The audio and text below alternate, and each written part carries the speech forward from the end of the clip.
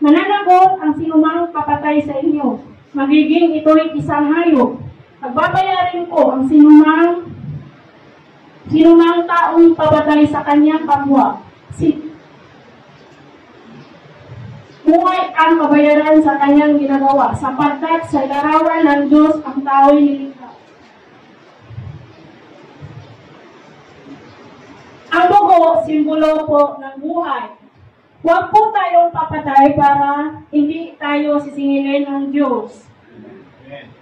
Kung nakapatay tayo ng buhay, buhay din natin ang kabayaran sa Diyos Ama. Nilikha ang Diyos ang tao para sa kanyang pamaghatian sa Diyos. Purihin at sambahin ang Diyos Ama.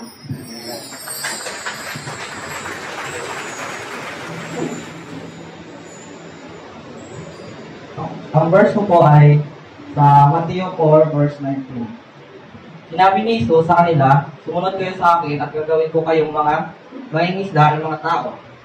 Ang explanation ko po dito ay, nung una pa lang, dito si Jesus sa lupa, itinuro ni Jesus sa mga apostol kung paano sasabayan si Ama.